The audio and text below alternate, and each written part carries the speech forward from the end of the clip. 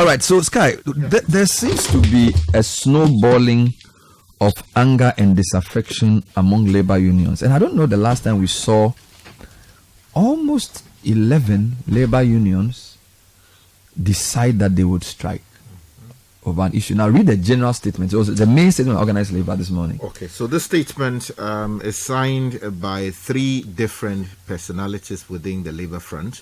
It's dated the 12th of July 2024, and it says, Organized Labor, press statement on proposed sale of 60% of SSNIT shares in the 4 hotels. It says, we have followed the developments on the proposed sale of 60% of SSNIT's stake in 4 hotels with very keen interest, especially after Organized Labor leadership meeting with the President of the Republic on this matter, which took place on the 25th day of June 2024 at the Jubilee House. Yesterday, the 11th day of July 2024, the Honorable Minister for Employment and Labour Relations, who is also responsible for pensions, made a statement in Parliament that MPRA has approved the sale of 60% of SSNIT's shares in the hotels. We recall that on the 28th day of June 2024, the board of MPRA issued a directive to SSNIT to suspend the negotiation with Rock City Hotel Limited. We therefore find it extremely difficult to understand how and why MPRA would turn around to approve such a flawed deal 2 weeks after the directive. Organized Labour would like to reiterate its well-known position that the proposed sale of SSNIT shares in the 4 hotels is not in the best interest of Ghanaian workers. We, therefore, demand that SSNIT terminates the process immediately.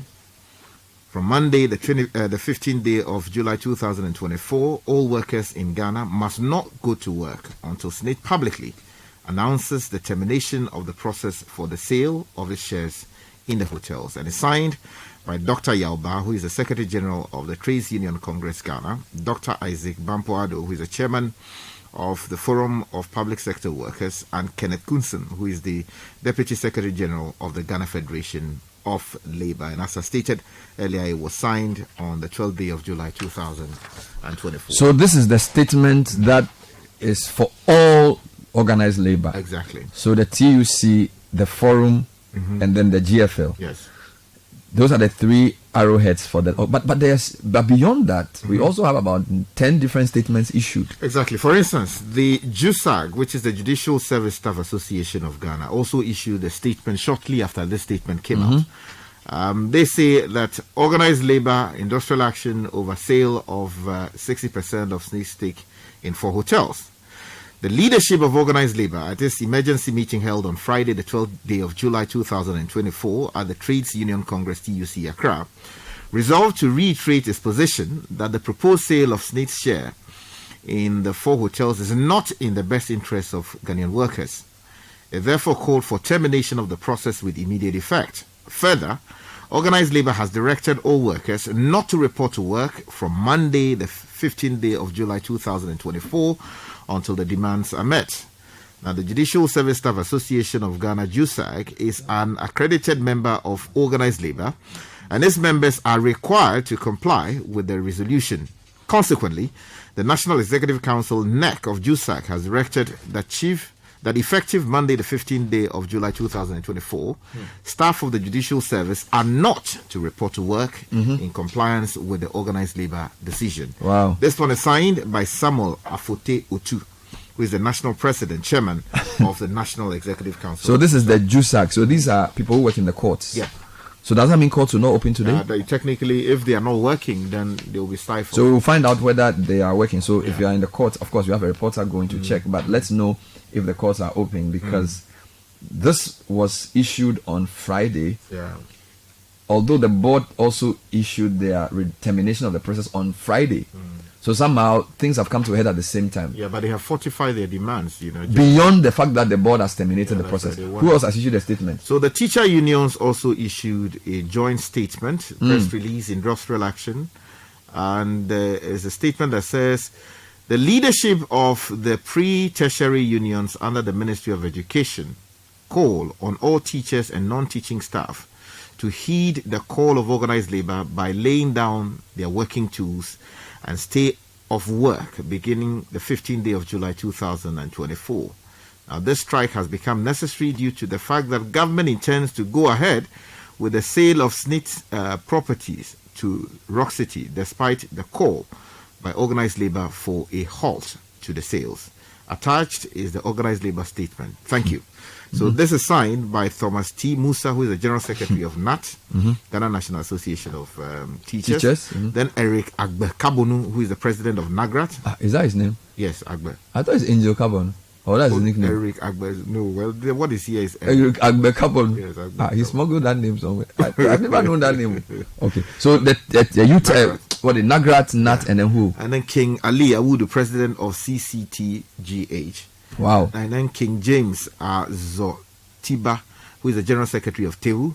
And this statement again is dated on the 12th day of July. So on Friday as well. Exactly. So 3 teacher unions, the Judicial Service Staff Association. Who else? That's about 4. So we also have another statement here, which is coming in from who?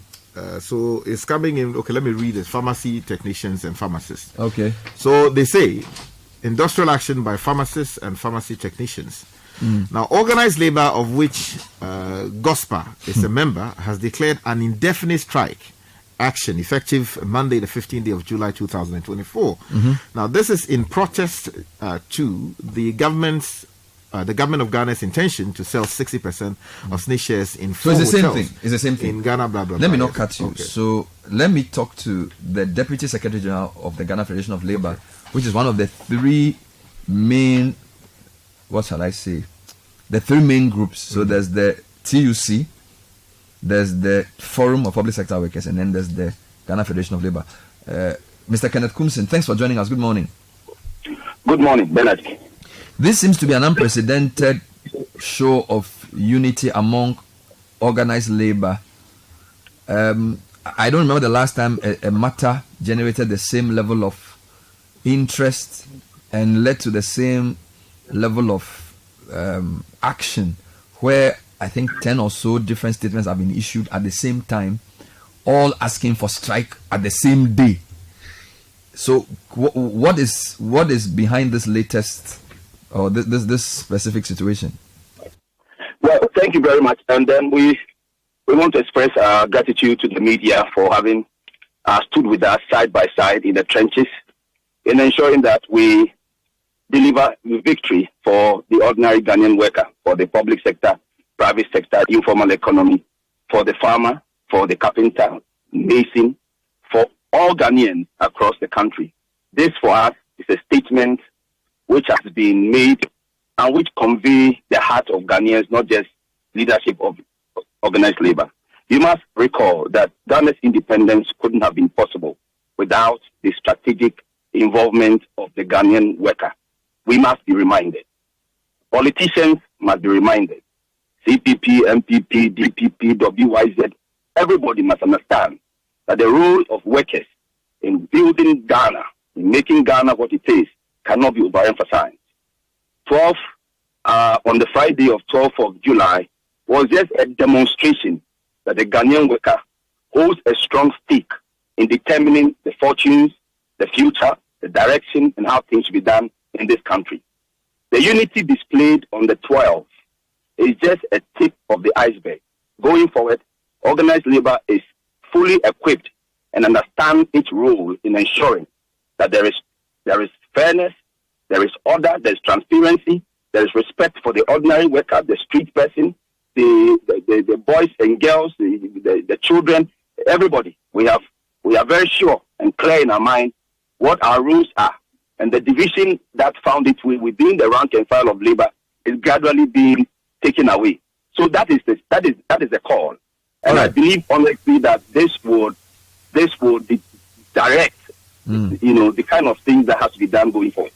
But have you not sort of come to the party rather late? Because the board chair of SSNIT issued a statement on Friday terminating the process. So I'm sure organized labor got angry when the MPRA gave the deal a clean bill of health. But subsequent to that, Madam Elizabeth Ohini has issued a statement saying that the process has been terminated. Is that not what you wanted? So does that not make your strike actions moot? Not exactly, because the decision, first of all, you must understand that the object of SSNIT is to operate the Social Security and National Insurance Trust the first year. There are functions that SSNIT is decorated with. That is to ensure the provision, among others, of social protection for the working population for various contingencies, which includes old age, invalidity, and also death. The leadership recognized that the transaction advisors are advised with respect to the terms and the condition on which these hotels were being sold was flawed, and we needed to, make sure that we cause this to be terminated or truncated. Now, if you look at the content of that letter, we said that we are not going to suspend or terminate this strike until we have seen SSNIT responded to our call. Yes, we have written officially and terminated the transaction. That is so. But you must understand that this decision was taken at a larger organized labor forum. If we respond just as they responded without constituting or bringing everybody together to take this decision collectively, what you would have achieved or what would have happened is another opening for the rank of organized labor to be divided. So we thought that, look, it's important that we assemble today to meet again, to review the letter that has been written by SSNIT, and then take a decision today.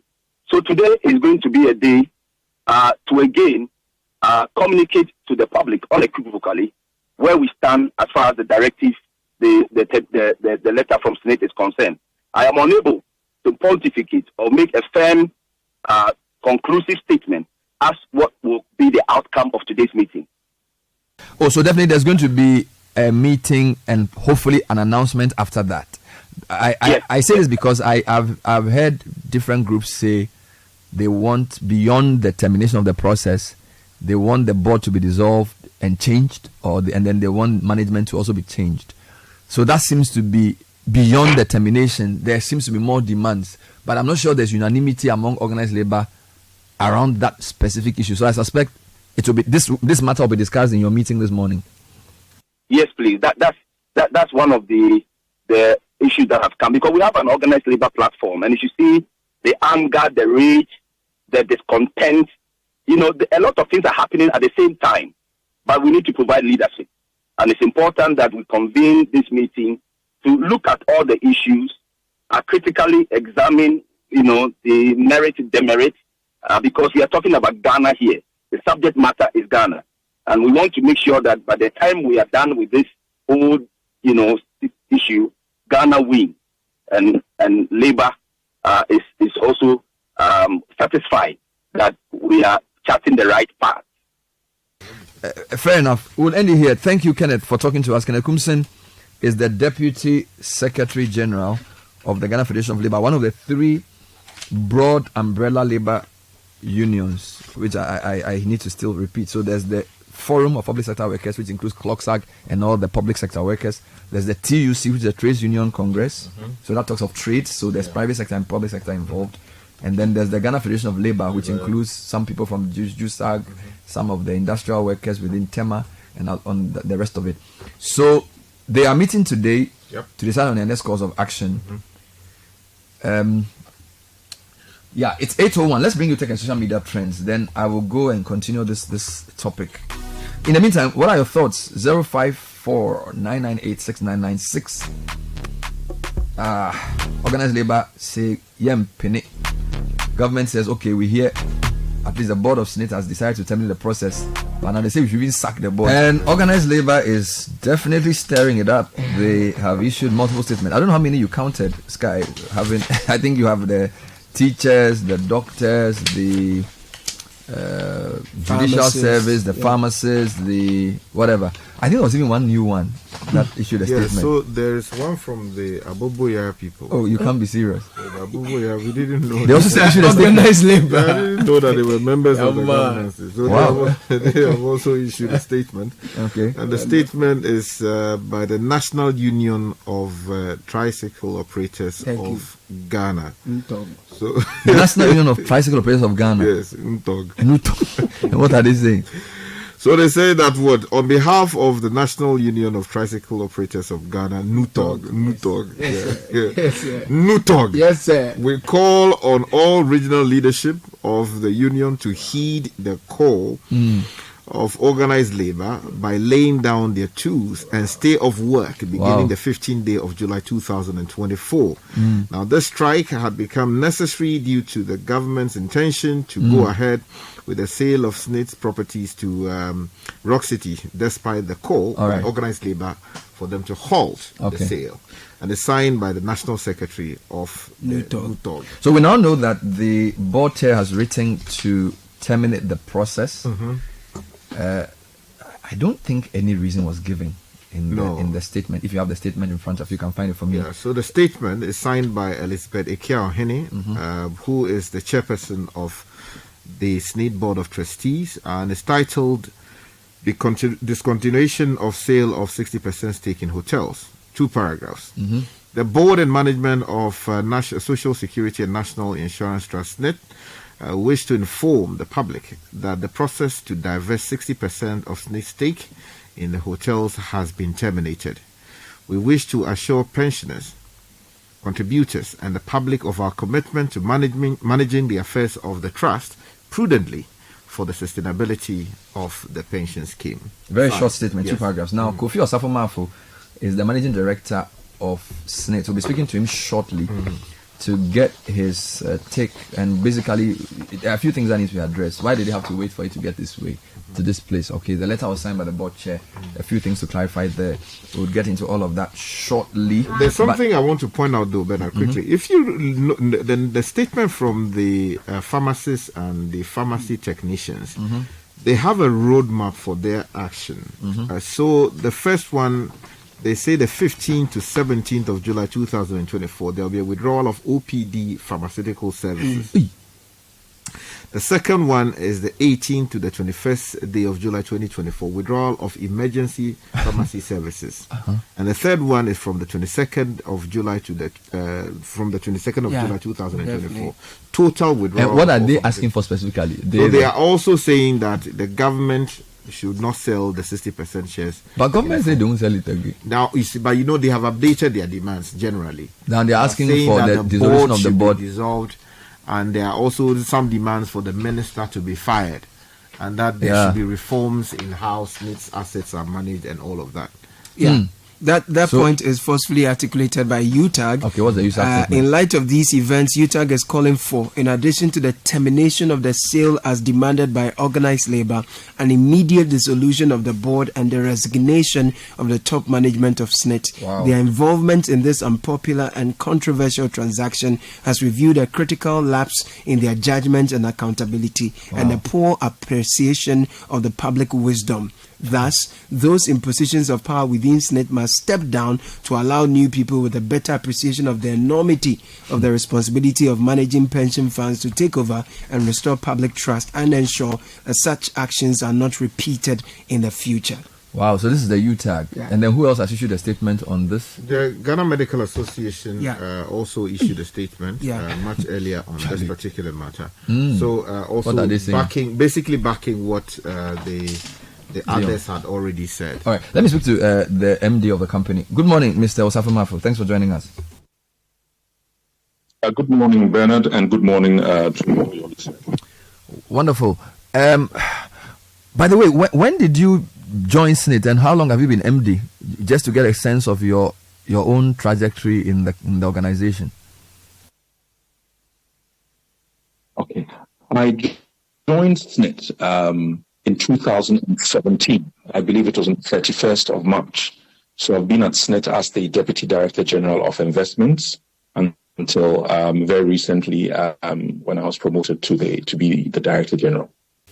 And so this process is not something new to you. Since you've been a deputy DG for investments, this is probably something that's been on your table as the DDG for that specific angle. That is correct. It's been on my table since inception almost. That's correct. So why did SSNIT terminate the process?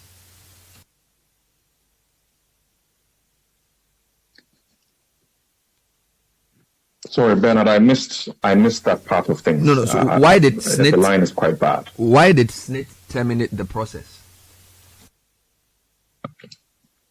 I think the main reason that SSNIT terminated the process is that we listened to the objections from the stakeholders and we decided to terminate the process. If you will recollect, what we said when we had the press conference was that we would continue to engage all the stakeholders. And indeed, we've been engaging them ever since this issue became a public matter. And that engagement has been continuous since then. So, I think that we've come to the point where the unions have been very vociferous in their objections, and we've listened to that. And I think it's only good that we listen to stakeholders and look to chart a new path on how we can improve the returns of these assets that are indeed underperforming, certainly by our measure. Do you think you left it too late? Because as of the time the announcement came from the letter we saw, the unions had already issued a statement saying they were going to strike from today. Did you and the board and the whole SSNIT, the people pushing this, upon reflection, did you leave it too late?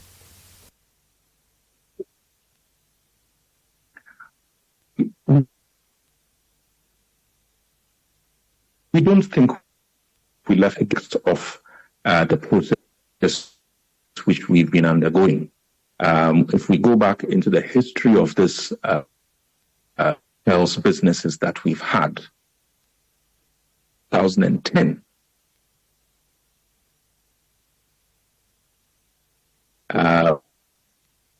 made to include.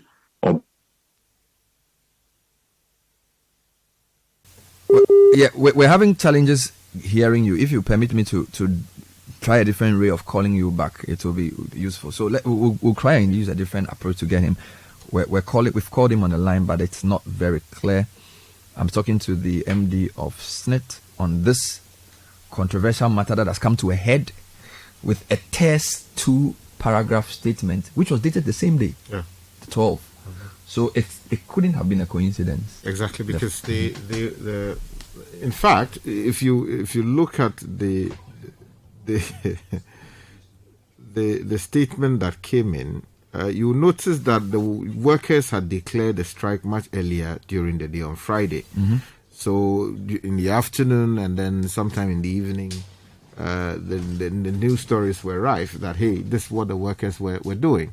Mind you, that was the very same day that the Rock City Hotel also issued a statement announcing that it was no longer interested in pursuing. Oh, same day? Yeah, that's right, the hotel. And then do we know if the Rock City statement came before the SSNIT statement? So the things sort of coincided with each other. All the three happened at the same time. The SSNIT came in later in the evening. Yeah, the statement from Elizabeth. In fact, the first statement that came out was without her signature. It was subsequently that another came out and had a signature. So you have workers meeting much earlier in the day and taking a decision.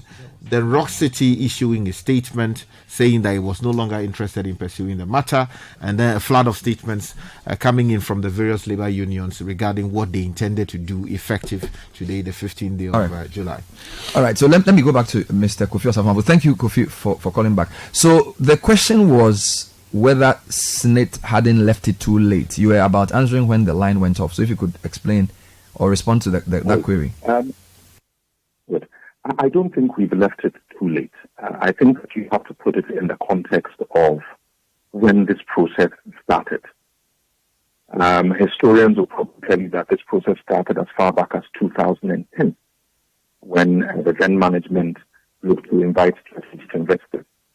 The current management, supported by the board at the time, and indeed the current board, started this process in earnest in 2017, and then 18 when we went through the competitive tender process to secure transaction advisors and indeed secure strategic investors.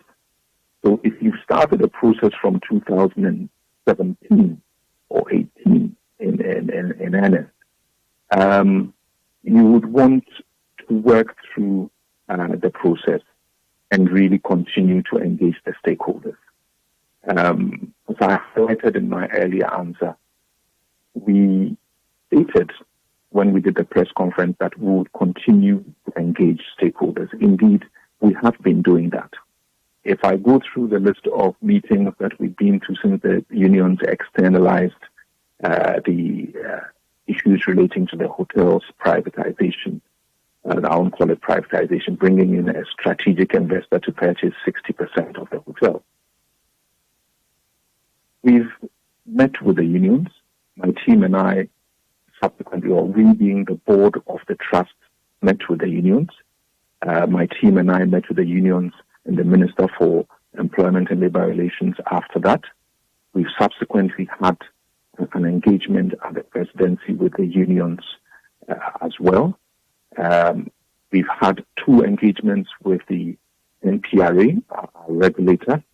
And in between that, we've had engagements with the Ministry of Employment and Labour Relations regarding this issue. So there's been continuous engagement. So I wouldn't describe it as having left it too late. Where we are is that we are all seeking the same objective, be it unions, be it the management and board of the trust. The objective is to improve returns of our hotels. I don't think we would have any other objective than to improve the return. All right. I would be surprised if we did. So you said... So we are working through that, and I think that we would have to look at a different option to realize that objective. You said in this answer that the process started in 2010. Are you talking about the general process of divesting your interest in some of your assets, or the specific issue of these 6 hotels? I ask this because I'm not sure if all these 6 hotels had the level of track record, or even some of them even existed in 2010. So I just want to make that clarification for me. Okay.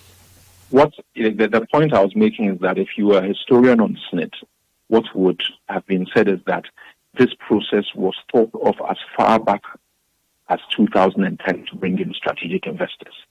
We, as in the current management and the board, started the process with the 6 hotels in 2017 and 18, when the board directed that we should look for strategic investors, and we started an international competitive tender process. So what I'm saying is that the process was thought of in earnest, and indeed some thought about that as far back as in 2010.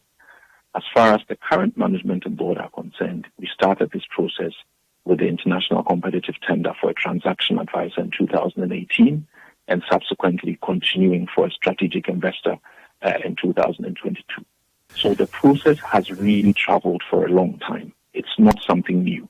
If you recollect, Bernard, this was raised at the Public Accounts Committee, and I responded to it on behalf of the trust. I believe it's also been raised in Parliament before. So it's not a new discussion. It's a very public discussion. And the Auditor General also raised it in our audit reports that these hotels were underperforming and the returns needed to be improved. So I think that it's not new. And I don't think we've left it too late, but the important point is that we've listened to stakeholders and we'll continue to engage. All right. Now, a couple of issues have come up in relation to the letter that was sent out. So the letter that was signed by the board chair was pretty terse, two paragraphs. And it basically was signed by Madam Elizabeth Ohini. Some people are asking why she had to sign the letter. I'm sure you can clarify this. The other point has to do with the sequence, because on the same Friday, Rock City had written to say they were no longer interested in pursuing the investment, and then the labor unions had also indicated their strike So in our newsroom, we saw those two letters before we saw Madam Mahini's statement. So it seems to us as though the process has already sort of imploded before your statement came in to essentially confirm it. If you can walk us through the sequence and also why she's the one signing and not you. Okay. I think, first of all, let's clarify the decision-making process and also put it in the context of corporate governance. I think it's very important to point out that the decision to invite a strategic investor was a decision of the board. The Director General cannot start a process of inviting strategic investors into the hotels. Neither can he execute that. So it's very important. It's a decision of the board. So decisions are brought up to the board approves, and the board directs. In this case, the board directed after management went to them with issues relating to the need for capital injection into the hotels. They made an assessment based on the lack of returns, dividends, poor performance, and decided we should look for a strategic investor. So it's the board that directs, and therefore I don't see anything wrong with the board chairman signing that statement. Indeed, I think that stakeholders should be pleased that the board chairman signed the statement, because I'm sure if I had signed it, they would have probably said that, why did the Director General sign? Why didn't the chairman sign?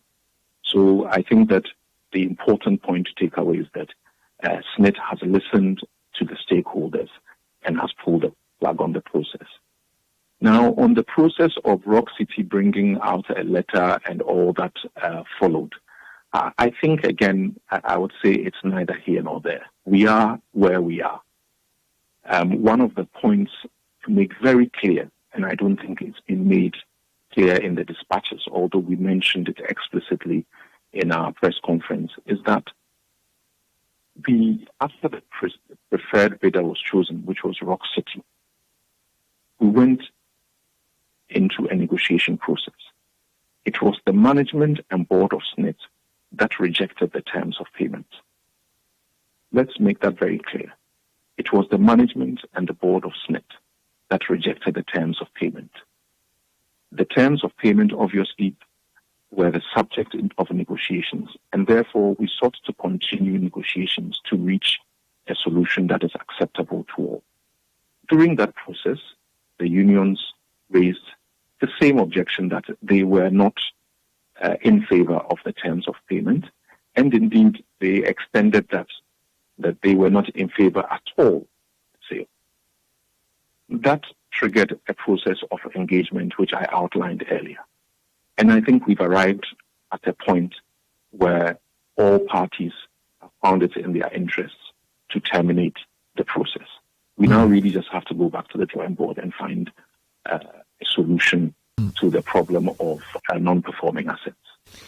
So that's quite interesting to say that it was the management and board that rejected the terms of payment proposed by Rock City. So that means that it's not even necessarily our opposition as organized labor or whatever that led to this process. It's almost like the process itself was not successful within itself, if you follow, because the terms of payment they proposed, indeed, that same capital advisors letter that was put out in the public seems to agree to what you're saying about the board and management not agreeing to the terms of payment, because I think that also said that the terms of payment were not favorable.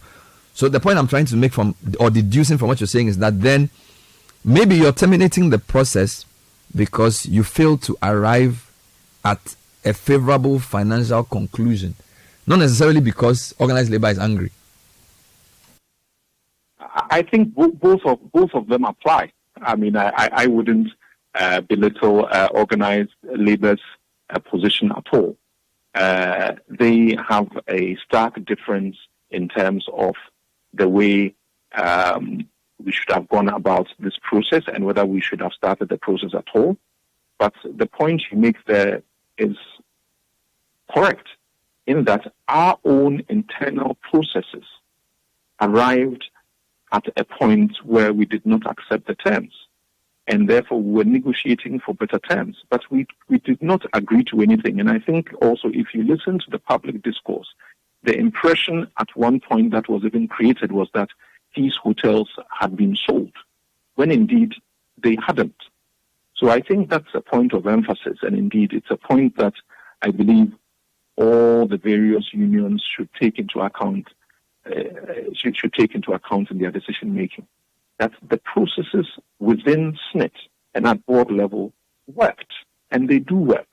We go through things very thoroughly and take our responsibility very seriously. This was not any ad hoc process to arrive at a solution. No.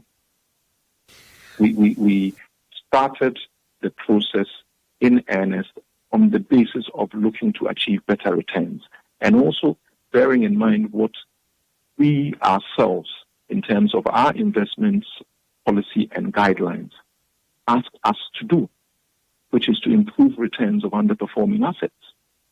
And that is our core strategy, or a core part of our strategy.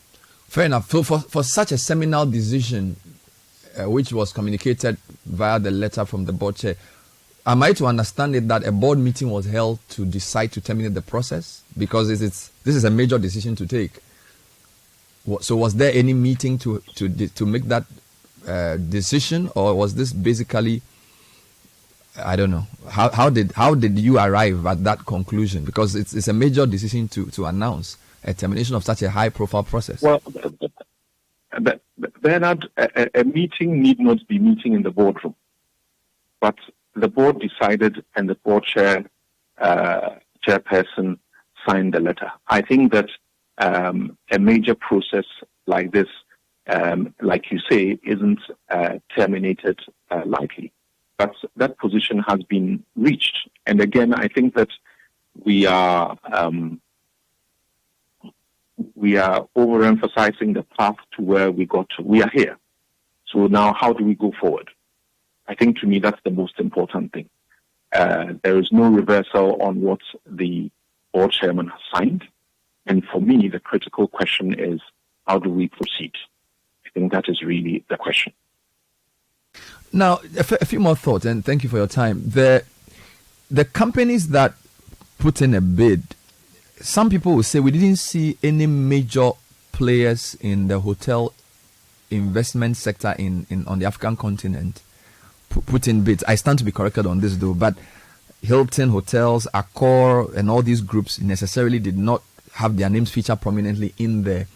Could it be that the how shall I say, the what you were offering was not that lucrative? Because we do know that there have been increase on the continent in hotel investments in some markets, and you are putting up for sale five or six big hotels in Ghana. Were you? Is it the problem? Is the problem a Ghana problem? Is it the economy? Is it the way you pitched it? The fact that they were making losses or whatever? Because if we check other parts of the continent, there's been, I think, a 7% increase in investments in hotel franchises across the continent.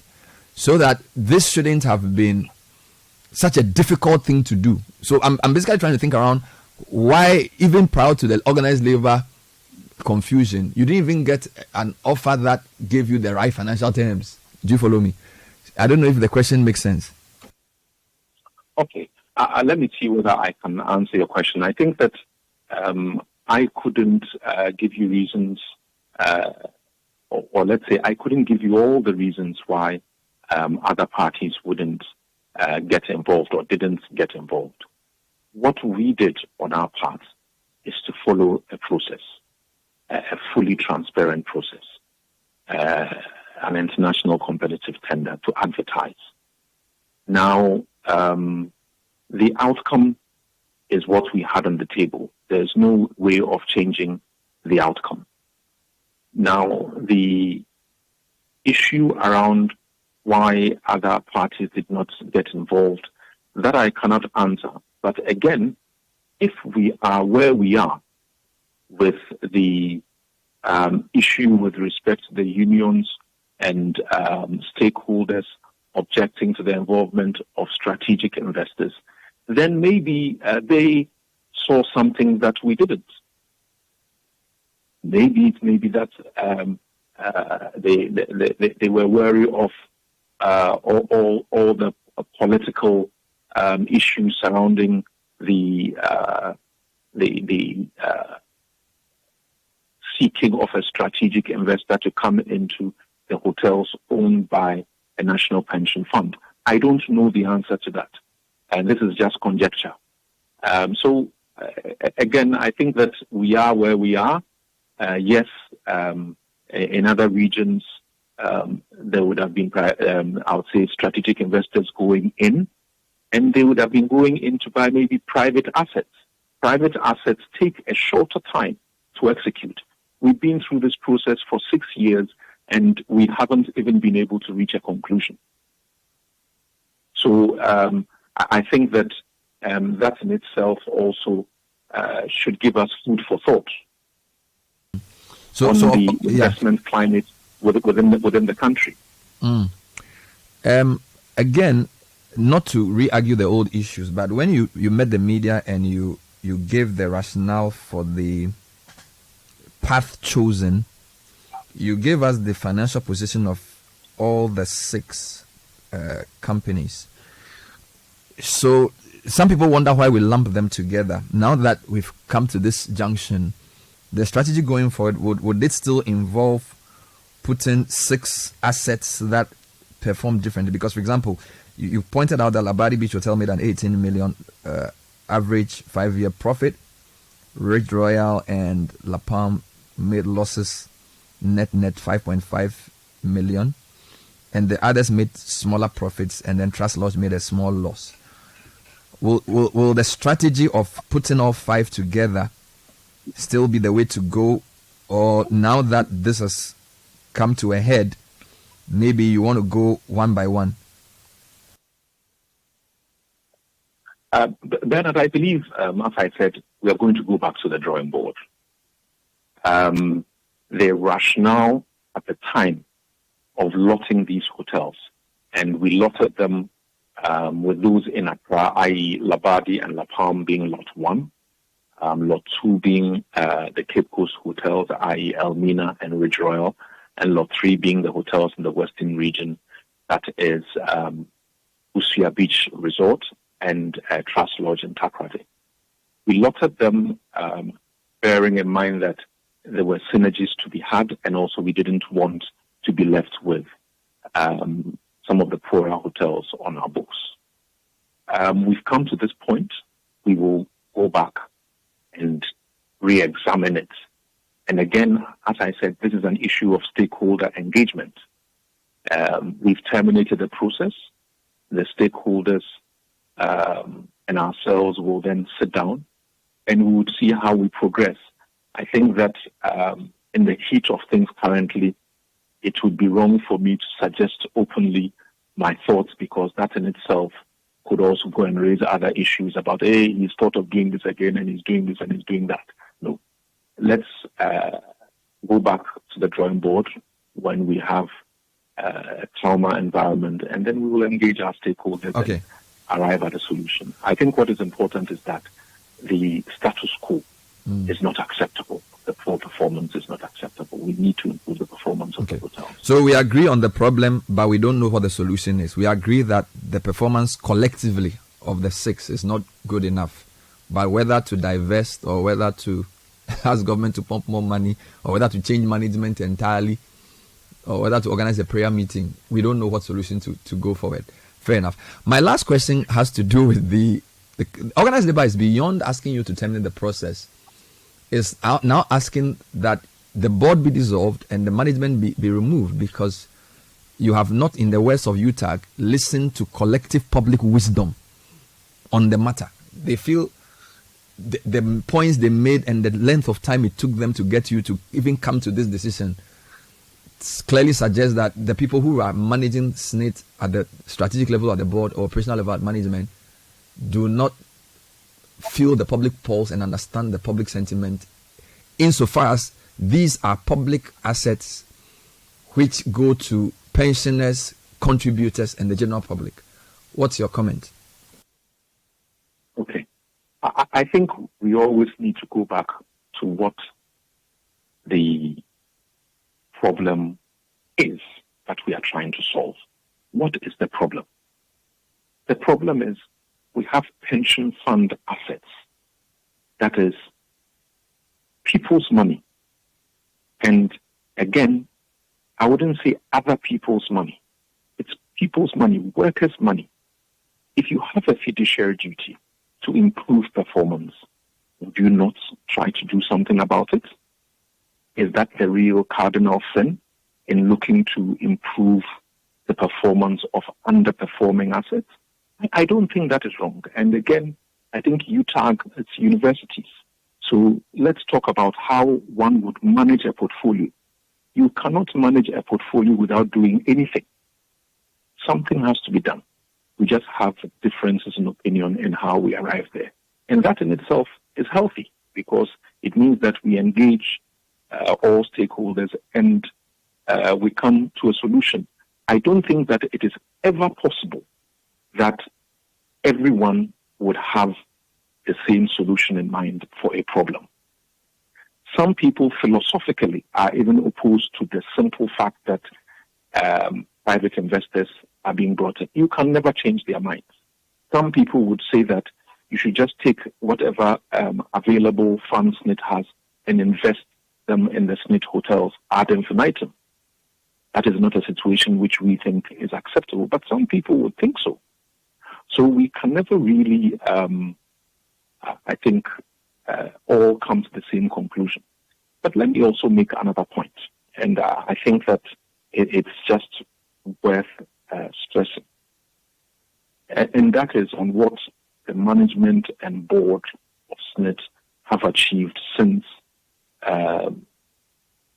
I've been there certainly in 2017, and I can speak to the track record and the changes that have been put in place.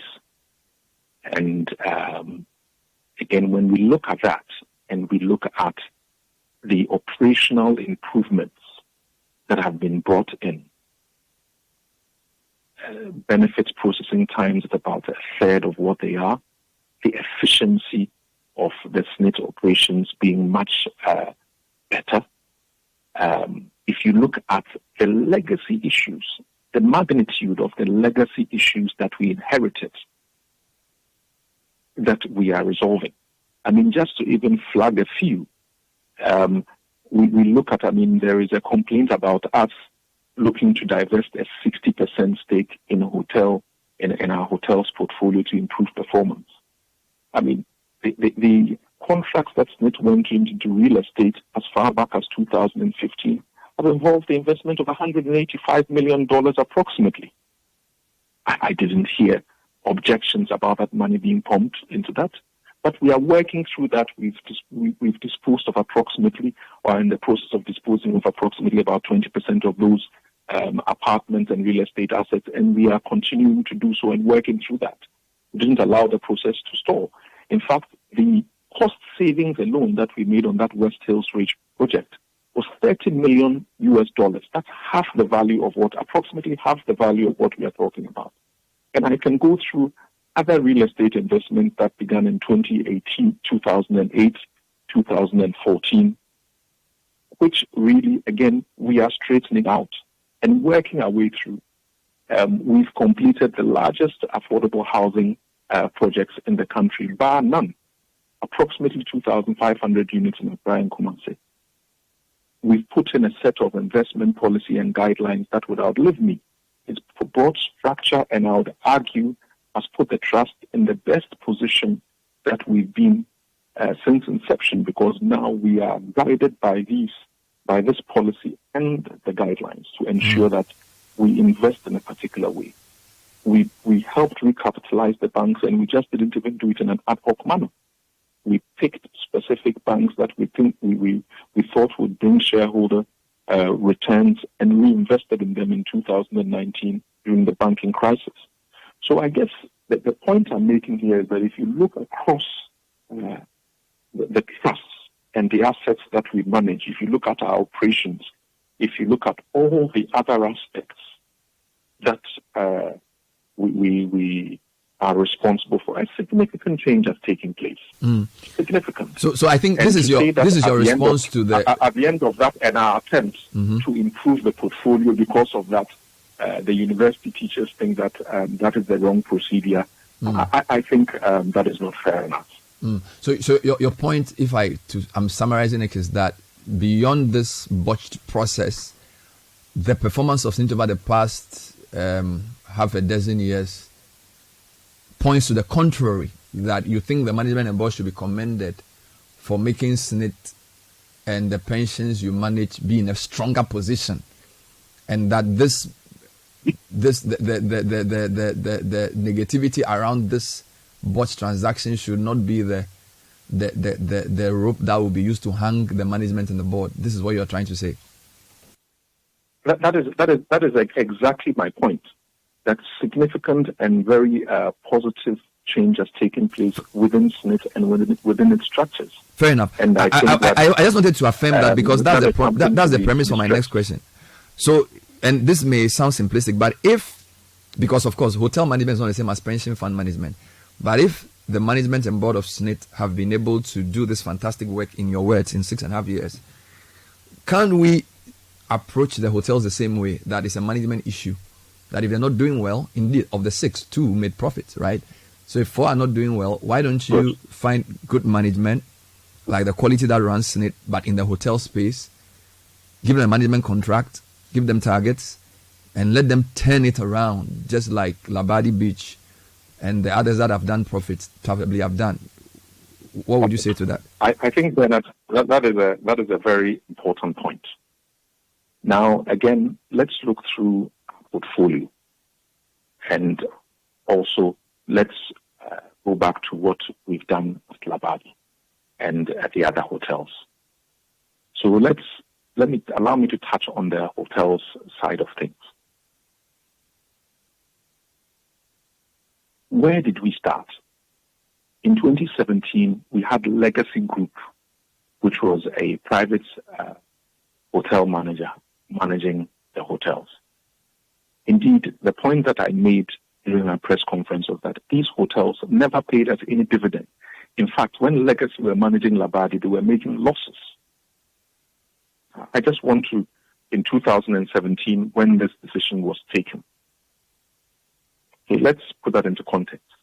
We ended the contract that Legacy had with GBH Hotels, which is La Palme, Elmina, and Busia Resort, because they never paid us dividend, and they were taking revenue off the top line and from gross profit. That is the contracts we inherited with them. So private management did not work for SSNIT. In Labadi, part of the reason for the turnaround is, in fact, we removed Legacy from the system as well. So we've tried the different ways of doing things. They have not worked for us, and we've thought of bringing in strategic investors. But Kofi, on that point, Kofi, is it not because of the nature? Kofi, hold on. No, I'll come to that. Is it not on the nature of the contract? Because if they made a profit but they didn't pay dividend, there's a whole. Not at all. No, they never made a profit. No, they never made a profit. That's the point. But in the document you shared with us, the nature of the contract. No, let me touch on it. The nature of the contract we had with these meant that they were taking a percentage of revenue and of the gross profit, gross, not net, gross. So there are two different points, gross profit. And I think that in the public domain, some people have also been quoting gross profit as net profit. It's not the same. So at gross level. So which means that they were benefiting from it when we were not. But I just want to touch on a point which is very relevant. Now, if you look in our portfolio and what is performing, the banking sector that is doing very well, and we are the largest shareholder in the banking sector, by the way. It's listed. It's private.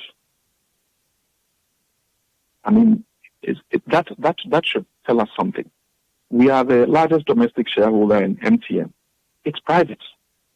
So I don't lose sleep with our private investment. It's with our unlisted companies where we have some control, where there are issues. And the point to make is that some of this turnaround in performance has been brought about by the fact that we have set them targets and we go by them. Labadi management will tell you that we meet several times a year to go through performance. We do the same with our other unlisted companies. We have a solid monitoring process with which a solid monitoring process that we apply. So again, let's not throw the baby out with the bathwater. I get it, Kofi. What I'm trying to point out is that the track record of the hotels that you gave us, profitability and dividends between 2019 and 2023, Labadi Beach Hotel's average 5-year profit after tax was 18 million cedis, right? Yes. And dividend paid over the past 5 years was, from what I see in the document, 48. Maybe I may be wrong, 48 million. Okay. Now, the question I'm asking is, this is net profit, right? Yes, that is net profit. So my question is, if Labadi is making profit based on the arrangement that you put in place, why can't you put similar arrangements in for La Palme, for Elmina, for Busia, for Ridge Royal and Trust to also use efficient operational management to make that kind of profit? Bernard, I think that we have to look at this several ways. Look at it from a portfolio approach, and also look at it from what we are trying to achieve. If you are running a portfolio, what are we looking to achieve? You have to manage the risk of the portfolio. Indeed, if you look at our asset allocation policy, one of the issues that we're looking to do, and one of the key paths that we are looking to head on, is to really also decrease over time our exposure to unlisted companies. It's part of risk management. So in a way, if we say that we are looking to divest part of certain assets, it is not necessarily a bad thing. The other way to look at it is that what were we looking to do? We were looking to also raise capital to reinvest part of it into the portfolio to create world-class assets, hotel assets that would yield us return. Now, if you are looking to raise capital, then selling part of a profitable venture is not necessarily a bad thing. And I made the point at our press conference that we are seeking to maximize what we can get from our assets whilst we decrease our exposure. And we retain a significant share. We can put a dividend policy in place, ensure that we adhere by it, and make sure that, yes, we own part of the pie, but we own a share in something that is more profitable overall. We've tried all the other measures, and they haven't worked, and we thought it was now time to bring in private investors. Indeed, in the case of Labadi, I cited two examples. I made the point in two ways with respect to how you should look at this Labadi issue. I made the comment, or it was a famous saying from one of my bosses in my previous life, when very early in my career, and he said, "Kofi, there is nothing wrong with your profit in the bank. There is nothing wrong with your profit in the bank." And then the second point I made at the time was that we are very used to having run-down state assets and then selling them for cheap.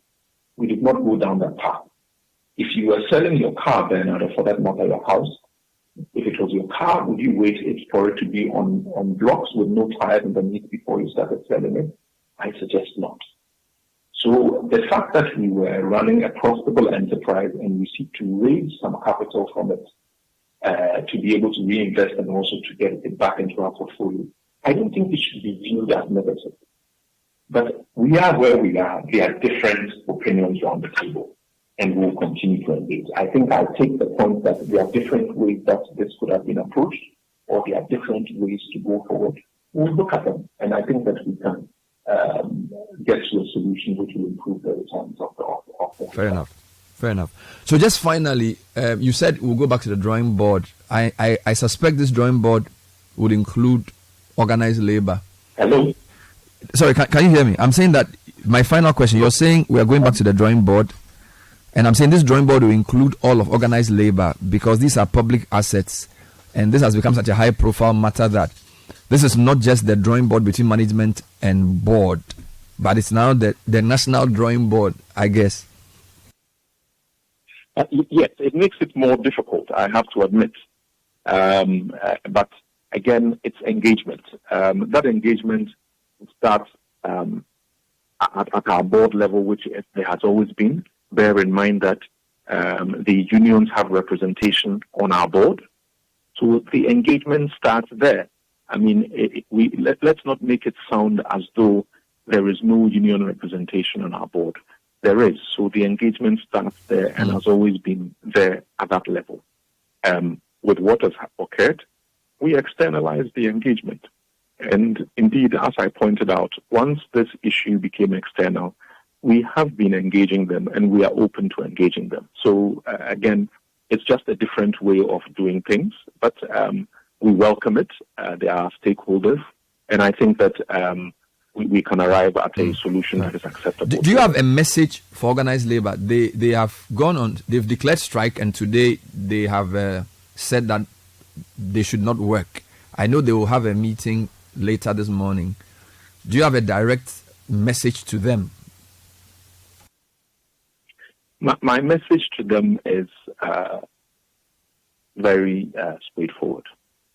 That the management and the board of the trust will continue to work very hard to manage the assets that have been that we are responsible for. We would continue to manage those assets prudently and manage the risks within those assets very prudently to achieve the best of our return, or the best returns longer term. It's about prudent management and making sure that we improve the performance of the whole organization over the long term. I think that they would be aware that SSNIT has indeed improved, and we are going to work to improve it further. I think that is the message that we have for organized labor. We are listening and we will continue to engage. I think that is the main point. We are listening and we will continue to engage. Thank you. Kofi Osafo-Mafu is the Director General of SSNIT. He's been talking to us on the issues, so many issues, the timelines in relation to the process. And I think we've learned a few things here. The fact that beyond the anger and the strike actions, they actually hadn't arrived at a favorable favorable deal. You get a point. So the payment term that Rock City proposed, they didn't agree. The transaction says they shouldn't take it. Management and board didn't agree. Then Rock City also writes to say they're even not interested in the process anymore, and sort of coinciding with the organized labor thing. And organized labor now wants them to go. So it's, I don't know what you make of it. It's almost like avoidable. You know, they've dug themselves into a hole, right? Look, I mean, let's not kid out. So it's great that the Director General came out to speak with us and to offer some explanations as to what they did, why they did it, and where they got to. First of all, on the subject matter of they not getting a favorable terms of payment, if they had gotten a favorable terms of, they would have sold it. So in other words, the workers are not saying that they are not happy with the terms of payment they are proposing. They are saying that they don't want their assets sold. Yeah, so that's what I'm saying. There's a very important difference. That there's a clear distinction. If they had come to favorable terms of payment, yes, it would have been sold. In spite of the strike? That's what it is, because from what he's saying... That's what you're taking from it? Yeah, because the workers are not saying that, what do you call it, we don't like the terms of payment. They are saying we don't want you to sell our hotel. No. The workers said, don't sell our hotel to Brian Champon. No. I heard You the don't word. think so? No. They are saying don't sell it. Whether it's Brian Champon or somebody else. But some of the statements, no. Sandra, They Sandra, avoided. you have been interviewing. I just want to clarify this because I suspect that the Rock City involvement was what made it worse. Sandra spoke to a member of the medical profession on Friday. Yes. Or day before. He made it clear that they are not personalizing the issue. The issue is about the sale, the intended sale of the hotel. They don't want it sold. It's not a question of fair whether enough, but I'm saying that generally in the public domain, it's the fact that Rock City is the winner of the bid that made it. I want aggravated. No, I want that's what made it annoying and angering. I mean, what's the word I want? Okay. Yeah, because don't forget that the whole Ablakwa point has been about conflict of interest.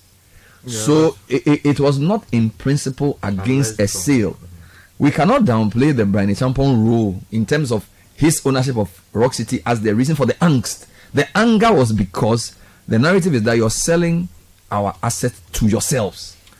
And the person you're selling it to is a member of the government. You can draw a reasonable conclusion. No, that's why people are angry. No, you see, there are people who are angry with all kinds of things. For all you know, if Marriott had said that they were interested in a hotel and they wanted to buy, people would still have been angry anyway. No, but from what we know, no, you see, let's not make for what we know, it was the involvement of Brian Champon, because Ablakwa's matter to Shraj was a matter of conflict of interest, and it's going to know that the guy is a cabinet minister. In fact, the day Sandra interviewed Ablakwa first, he said, if you go to cabinet meeting as a minister for agriculture or whatever, and this matter comes up, you obviously, because you are in cabinet, find a way. And then then Brian's response was that when the president, I wasn't even minister. Yeah. So we cannot Organised Labour can say that they are against the sale generally. That's what they have said. But the public anger has been in addition to the sale, or possibly because of the sale to Brian. Bernard, you know there's a hotel at airport, is it Golden Tulip? Yeah. Government sold a 70% stake to Lancaster Hotel. I think so Golden Tulip, Lancaster, yes. Good. It's a Lebanese firm. Yeah. We haven't heard any noise about it. And this happened last year. But it was not a hotel for workers. No, but it's a state-owned hotel. Let's get the distinctions clear. No, SSNIT, we contribute. You and I contribute to SSNIT. Workers do that. As part of preserving our investments, SSNIT invested in these hotels so that they will make some money, and when we go on retirement, they can pay something to us. Yeah, but Sanders' point is that was okay. So I get a point that the fact that workers are involved broadens and makes it more an emotive issue for the public. Yeah, that's right. But that does not vitiate the point it makes that government had stake in Golden Tulip, and government offloaded those shares to Lancaster, and it was not public discussion like this. Not even from workers. So, okay, granted that workers may not be interested because it's not direct. How about the politicians? How about Ablakwa? How about the NDC? How about the chiefs? How come they? So the involvement of the politicians is also part of. I think the political part is what makes it. Even though technically, yesterday when I interviewed the GMA vice president, he said to me, and I said to him, "Are you guys simply not being nationalistic in your approach? You just want nation ownership of assets, and not private sector." And he said, "If that's the way, so be it. They are happy to do so. They are forever going to be national." And of course, you know how TUC's formation, their whole ideology. So it makes sense that they have that belief. But significantly, I think if it was, say, like you mentioned, Hilton that had come from in, another country, it would not have generated the same level of unity. And Ablakwa would not have led the demonstration. They use the word state capture. You see, if it was, think about it, if a private firm like Accor Hotels or Hilton Group or whatever comes in to take part of these shares, I don't think, and don't forget that. Don't forget that there were 6 or 5 members of Organised Labour on the board. And it was only after a politician got involved that it became such a big issue in terms of the newsworthiness of this matter. You saw this. So let's not downplay the role of the views around selling to a politician. You saw the chiefs on the streets demonstrating. You saw the fetish priest of La on the streets demonstrating. The point I'm trying to make. And you've heard the things they said. And you see, what makes it even worse is that they said that it's Yao Osafo Mafo's son, they added that who is heading SSNIT, who is coming to drive the deal or complete the deal for a member of the MPP, and that Osafo Manfo is in cabinet as so a you need to senior presidential understand the point advisor. he makes about the issue. You cannot divorce, is that a word? Politics and the political. Aren't we supposed to talk about this? They are selling Achimota I Forest. think you should appreciate the point I'm making. Okay, please explain. There's a clear difference between what workers collectively own and which is a point for them to rally and say, look, as for this thing, we own it. You can't sell it. Okay. And what all citizens own. And because there's no perfect way of pulling them together, there's no point agitating. Now, Okujeto Ablakwa is a very clever man. He notices that workers have been robbed of their investments in many areas because of the DDEP. They are angry about so many things. Ghanaians are hungry. They don't have food to eat. Now, if you raise the level of the discussion and the impression is created, rightly or wrongly, that, oh, this is state capture. People in government are seeking to hive off state assets belonging to all of us, we the workers. They have already robbed you. And they are now taking some of the things left and are appropriating those things to themselves. That is a major point around which people will most likely rally. So when they rally around that, they are saying that they want to protect their assets. Now, this Lancaster thing, all of us own it. Yeah, but now, if all of us are not hungry, angry enough as to agitate, so nobody will. So we are on the same point. So I think there are two things: the fact that workers own it is part, and the fact that politician was to be the person to benefit is second. Because don't forget that SSNIT also owns hospitals. Yeah. Now the trust hospitals have also hived off a part which is private sector managed. Again, it hasn't generated any controversy because no politician is involved. So you need to understand, and when you read some of the statements that the workers issued, they use the word state capture. Yeah. So we are saying, in addition to the point around it being owned by workers, it's not everything owned by workers that's run by private sector that they get angry with. Do you get it? Because the trust hospital, when you go, it's not run by public. They used to call it SSNIT hospital, now it's trust hospital. They have a premium center that's purely private. And they have 6 hospitals. And no worker has gone to say they don't want that. Yeah, but when how many of the workers even go to these hotels? They don't. Do you get it? So the political angle to it makes it, which is why he even admitted that when you are selling a public asset, it's not the same as when I asked him a question around investment from different hotel chains globally. When you're selling a public asset, you need to take in account, and this is a very emotive public asset. You have pensioners, Yes. and then you have contributors, and then you have the general public. So I think all of these have come together to make it a very big issue. Bernard, for me, the issue is that these assets that SSNIT owns, the Elmina Beach, for instance, I have gone there. It looks like a dump site, to be very honest. They have so many rooms. No, this is what SSNIT itself has said to us, that the place has been. Look, there are so many rooms that are not occupied. The place looks rotten, and this is me who spent 3 nights at that place, and I saw this about 2 years ago. So it makes sense that there's a need to fix it. The approach to fixing it is a subject of controversy now. SSNIT believes that bring in a private guy, let him come and invest 60% or 70% and take it over. There's another view, and this is a question I put to the Director General when I last spoke to him. I said, if your trotro is not working and you are the owner of the trotro, do you fire the driver and bring a new driver to be sure that it works better, or you give it to another person? And that brings the issue of the management question from the workers, that let's let the management go, let the board go, and that they are not properly managing it. That's an interesting question, because he can also, if your trotro is not working, it could be that the driver is incompetent and his mate is rude. It could also mean that the trotro engine is too old and it can't do the number of trips it should do. Or it could be a mixture of all. All right. So for me, the question which I think can be addressed is, why not new management? That's the point I'm making. But his answer was that maybe, and this is your analogy, maybe the trotro needs a new engine. So the driver, I have 4 trotros, but the person who will bring money for me to buy the new engine for the trotro, he will only give me the money if I add my profitable trotro on the La Paz route, because my Medina to Accra trotro is not doing well. My Accra to Tema trotro is not doing well, but my La Paz trotro is doing well. Now, if I want somebody to give me money to change the engine of all my trotros, I have to include the profitable trust to it. That's why he says they use a portfolio approach instead of individual approach. So now, the public is saying, why are you selling our best structure, the one from Accra to Tema, and adding to the West structure? Yeah. And his answer is that the only way to attract the kind of money you need to buy the new engine is to put all the trustees together. And he tells you also that it is not every investment that you must maintain to the end. That's a point they always make. As an investor, he says that you may de-invest in some businesses, not necessarily because you've been doing bad. You should just simply de-invest. So that could be one of the approaches. Yeah. But my point is that when this matter came to the public domain, as soon as the matter became public, do you know about Brian Champon? I have seen Rock City. I've seen what he's done there. It's beautiful. We spent time there when we went on the Heritage Caravan. But because he's a public officer, because he's a member of the government, and he goes, and his explanation would make sense and everything. But the simple fact that he's a beneficial owner or shareholder of Rock City, I think he should have withdrawn long time ago. Because what's the point of withdrawing at the 11th hour when you could have done it in the first time?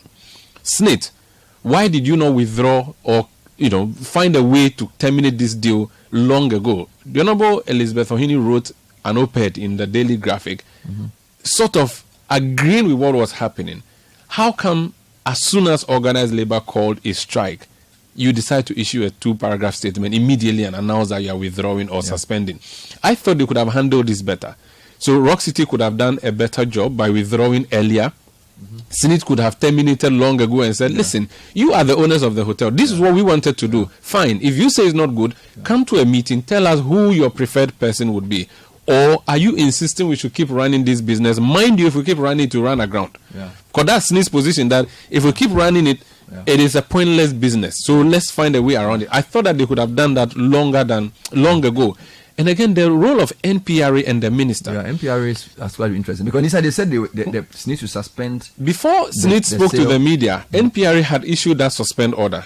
So there was some level of excitement that there's a suspension. Let's work together and see what we're going to come out. If NPRA wrote a statement and said, we've told SSNIT to suspend, why didn't NPRA come back to say, we have gone to do the analysis. This is what we found. A, B, C, D is a problem. The solutions could be A, B, C, D.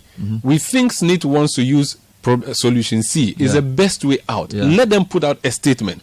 They don't have to leave it for a politician minister to come and Minister for Pensions. So should have. So and then the other point I'll make in addition to this, and I think that I think you have to agree with me here. The people managing the process have forgotten a very important thing. So when you are trying to make a decision about a public asset, particularly as you said, one owned by workers, there's the financial investment decision, there's the legality of the decision, and then there's the ethics around the decision.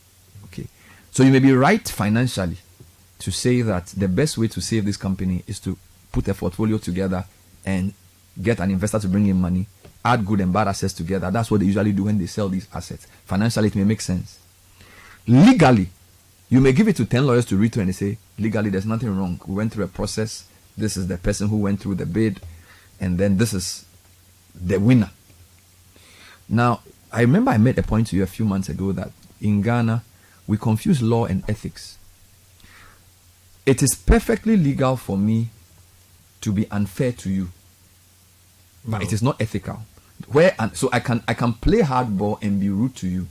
Once I don't violate a law, what I'm trying to say is that sometimes, no problem, but that may be a wrong example. Equity. So law in terms of what is lawful and what is ethical may not necessarily always be the same. So when people say, what's wrong with the process? It's a clean process. We went through the process. They forget that once you have a politician as the owner of a company that is in government, buying assets belonging to the largest pension manager in the country, ethically, do you get my point? So when you are managing a public asset and you are looking for finance for, you need to think about the finance, the investment, the law. And I'm not sure organized labor have said this is unlawful. Yeah, I think what they're saying is that it's unethical. Do you understand me? Yeah. And so the reason it generates anger is if somebody is in such a high position, whatever legal process you used we still think that it doesn't agree with our feelings as owners of the asset collectively. So it's unethical. But I want you to remember that there are members of organized labor on the board of SSNIT. We are told that this deal had been cleared by the board many years ago. Where are these 4 members of the board who agreed? Now you remember that soundbite you play on the breakfast show in the past where someone wanted to speak to his striking members to say, "Oh, let's not strike." But I realized to strike, but I don't want to strike. But when I look on your face, I have to strike. So they decided to strike. So it tells you that those 4 members of the board who went to even okay the deal, if they really okay the deal, may not have gotten the buy-in of the generality of the worker population before going to do that. I remember I asked organized labor leadership about that, and they said that their members raised objections and also flagged it.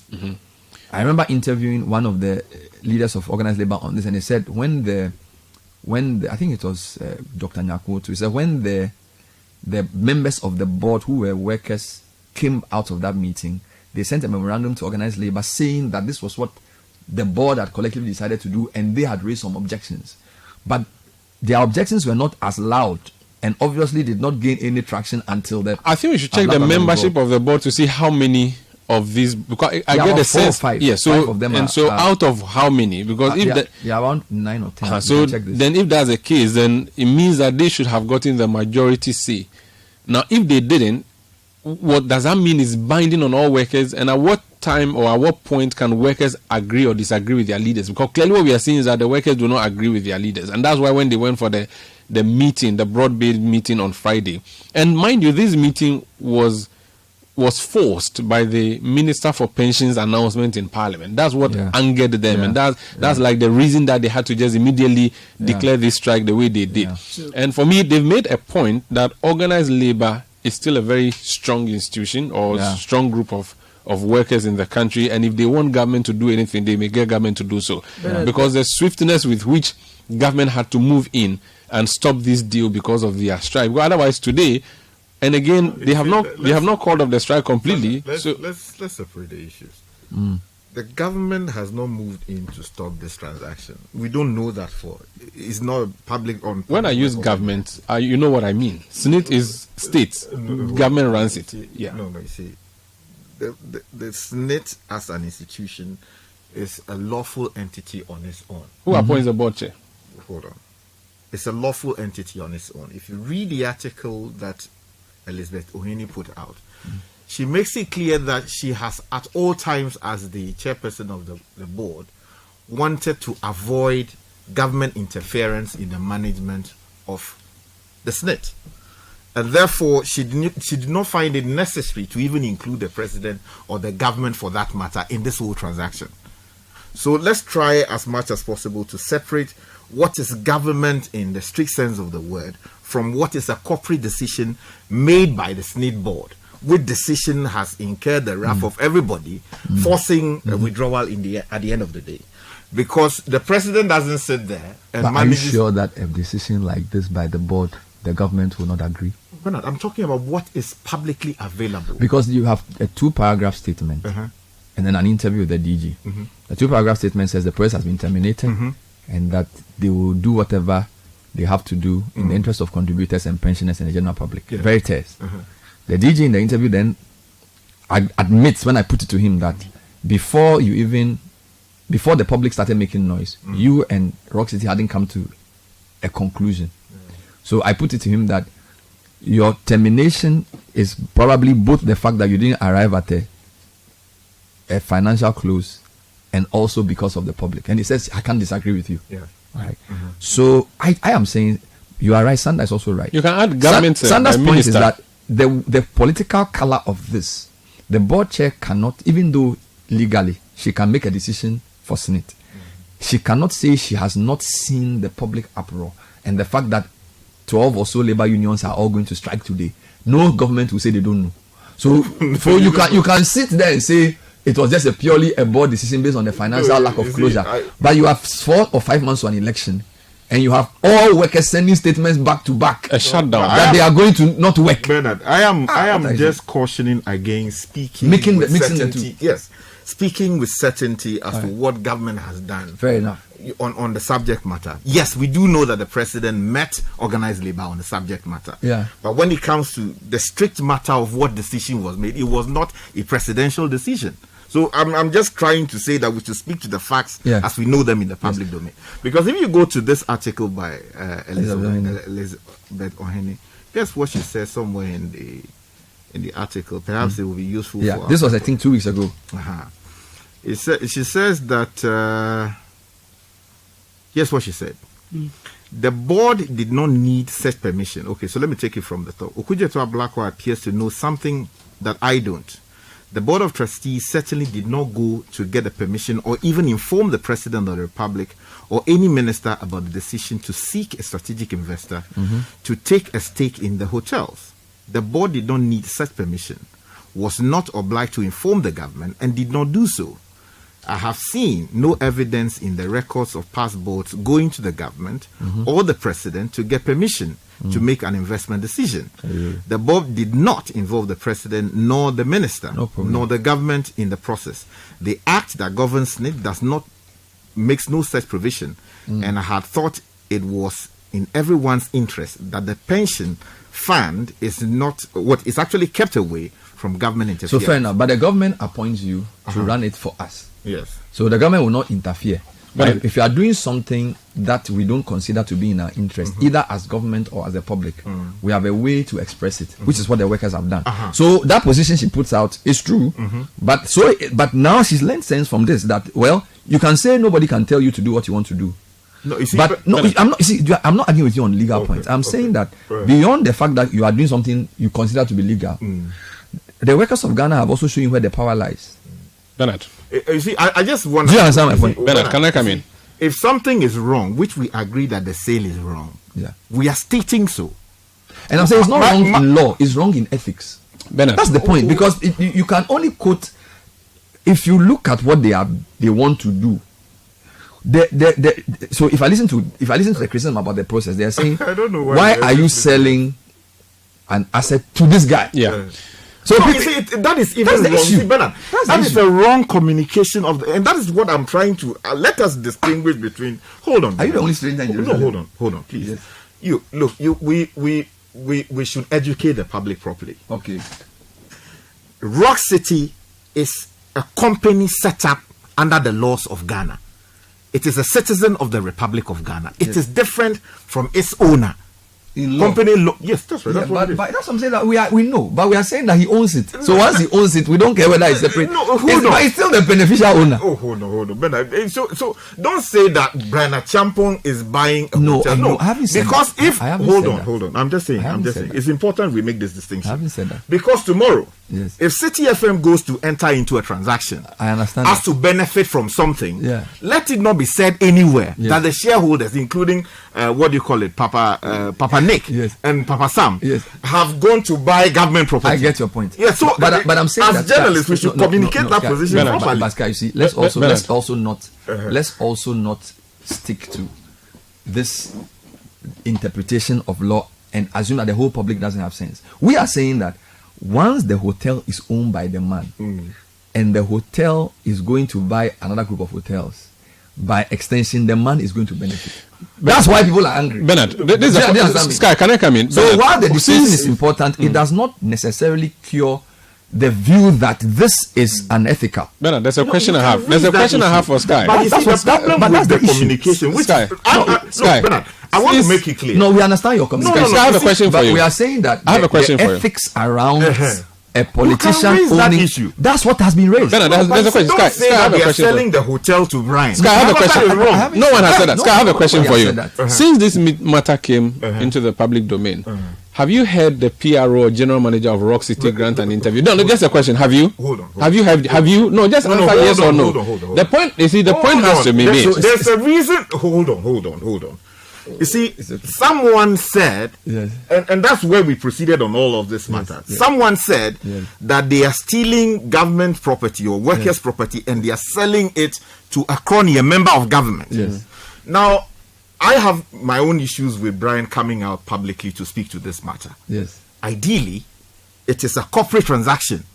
if Rock City has entered into a transaction with SSNIT, and there are issues with it, Rock City should issue a statement. Yes. And state what the position is. Fine. So for him even coming out to talk, there are issues with that. It brings together the whole. To be fair, Rock City has issued a statement. A member of parliament has called his name. Okay. Now the point I'm making is that look, if we insist on bringing shareholders into what decisions are made at the board level, which are corporate in nature, we are miscommunicating the position of the law as we have always known it since Solomon and Solomon. Yes, and we are not arguing with you on law. We are saying that it is a question of ethics. No, you can raise. You see, Bernard. That's what I am saying. No, you can raise that issue, and that is a matter that's what do you call it? Shraj is currently dealing with. Exactly. Whether or not he was aware of all of these transactions in the process. Exactly. Whether he had the permission of the speaker to get involved. Yes. I'm not going to speak to the merits of that. Yes. But I am trying to speak to the fine details of the law. Where the law. No, the law says. I stand educated. Okay. Yes. It's very important because tomorrow, as I said, somebody will say that you, Bernard, you own a share in this company, and this company. We stand educated, but I don't want you to think that, you see,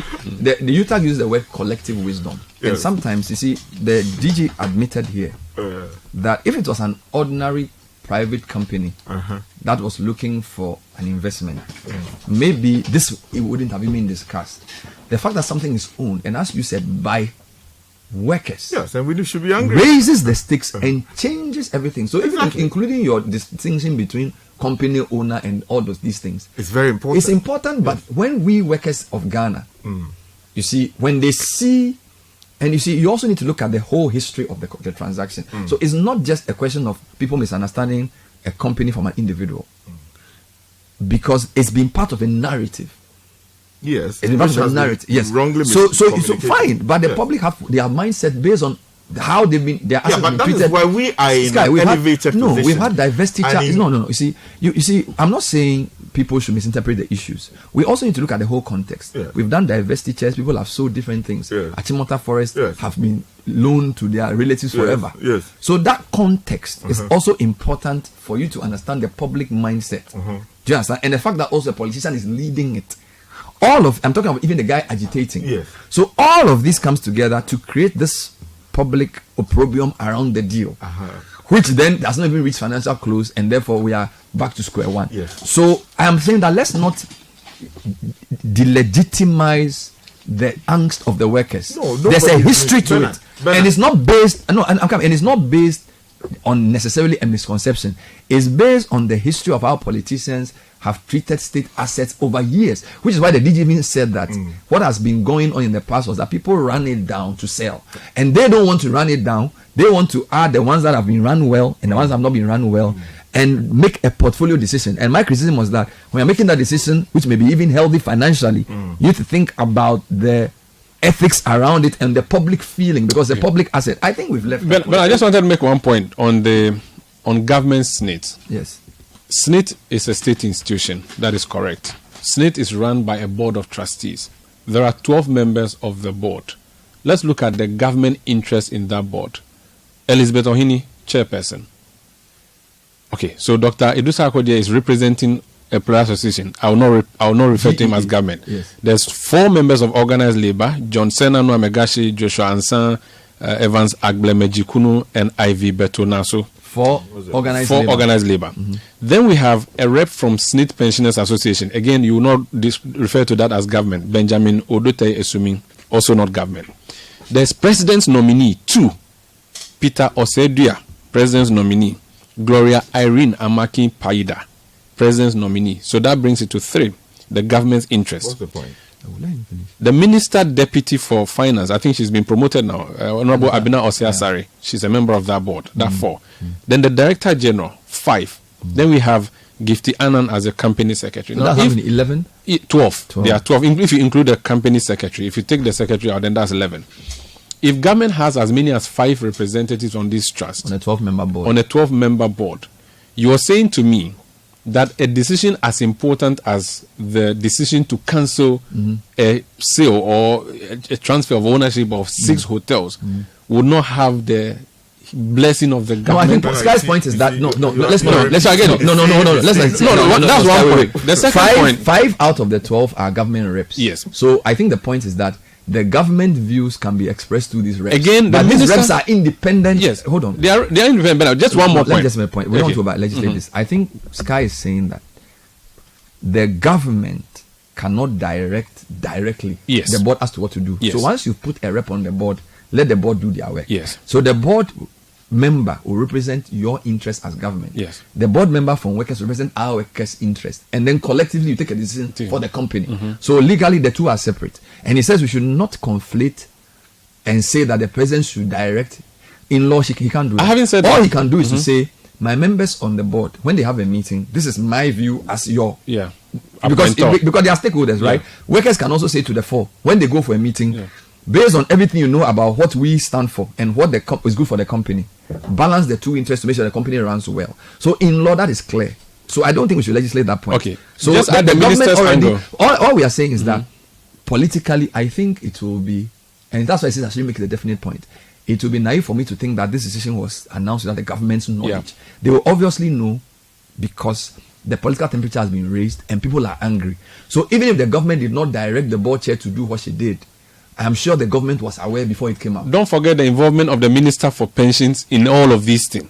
Honorable Minister. I need to make a quick correction. I think Sanders said that the Golden Tulip Hotel, when part was being sold, it didn't generate any controversy. So I think it's not correct to say this because, in fact, the Ghana Libyan Arab Holdings Company, who own part of Golden Tulip Hotel, says the hotels in Accra and Kumasi have not been sold to any private company. Rather, and I think this is an important clarification, the hospitality company, which is a joint venture between the government of Ghana and Libya, has been leased for 12 years to Accor Holdings, operators of Grand Lancaster chain of hotels. So the government of Ghana still holds a 40% stake in Golden Tulip brand, with 60% majority stakeholder share being held by the Libyan government. And it was operated under the management contract with Louvre Hotels Group, LAG of France.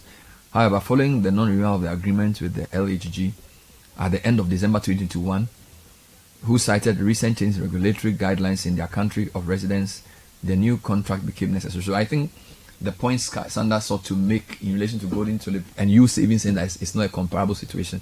So Sanders, it's not the hotel hasn't been sold. It was a management company that has been changed. So we still own 40% of Golden Tulip. The Libyans own 60%. So that point Sanders made is wrong, and we retract it. Good morning. So the SSNIT DG wants us to believe the story that they did not accept the payment terms of Rock City, yet the employment minister gave a green light for the divestiture to proceed after the NPRA. You, Bernard, okay, fine. George from SSNIT. No. There's a difference. No, George. Let's see. There's a difference between giving a transaction the okay and then coming to financial close. Do you understand? So let's take our time. The DG says they didn't agree with the payment terms. NPRA says they agree for the deal to go ahead. So the deal is the engagement with the prospective investor. They can change the financial terms. So there are two distinct issues. So it's not like giving him any escape. The point is that they had not come to financial close. Yeah. But that does not mean that they were not intending, because they preferred Rock City. All right. But they did not agree to their payment term. That doesn't mean they did not want Rock City to. So if they had come with better terms, they probably may have accepted it. Sure. This is what we are trying to clarify. Bernard, please ask him if it's true that some public officials do not pay services rendered by some of these hotels. Japheth from Awoshi. Please, what happens to the management of these hotels? If indeed they are not raking in profit, isn't it best to change the management, roll out strategic plan in revamping fortunes of the hotels? Also, if the deal was sacrosanct, why terminate it now? I don't understand. Please, Kwamina Bill Gates from Testano. Hi, Bernard. The point is that the managers of SSNIT are saying anything that belongs to the government. Okay. Are the managers of SSNIT saying anything that belongs to the government cannot be properly managed, or what? Daniel Otre from East Hospital. Good morning, Bernard. If it is to be believed that the decision to terminate the process wasn't necessarily because of the declared strike by labor unions, but the rejection of the offer submitted by Rock City, why then did MPRA give the green light for 60% sale to proceed? I'm unable to reconcile the two. Koku from Wager Sender 3. through. Please, no, not today, not tomorrow, not ever. SSNIT contributors and all bodies are saying don't sell it, neither to Brian or whoever. Don't sell it. Francis from Accra. If they want to improve the returns of the hotels and they have Brian a champion, why don't they appoint him board chair to help improve SSNIT for Ghana, but they want to sell the hotels to him alone? I thought they said the shares, 60% shares in the hotels. I thought they said they have the men to solve that. Okay. Well, the point is around the distinction between management and investment. I think we asked the question around why they didn't opt for change in management or whatever, and they said, look, we also wanted to raise money. So it was about who can invest money, but the terms that they wanted to invest, make the payment, did not come together. So I think that point needs to be clarified as well. Good morning, Bernard. Listening to the whole process of the sale of government stake in the hotels, I get the impression that it's how the board and management is going about the sale rather than the decision to sell. The process appears partisan and secretive. The hotels are underperforming and we need to sell or diversify, but the process needs to be transparent. You didn't add your name. So the word is divest, not diversify. Diversify. There are two Divest. different terms. Right. So it's a divestiture. Right. Divestiture, not diversify. Diversify is different, where you invest. I mean, if I have a business and I want to enter other businesses, I'm diversifying, right, as against consolidation. But divestiture is essentially either selling off or bringing in investors into largely a publicly owned asset. Right. So that the 2 points must not be confused. Very well said. Thank you for that. Good morning, team. I have a problem with organized labor. They're not representatives on the board. Where were they when the decision to sell the stakes in the 4 hotels were brought up for discussion? Nana, send that through. Okay.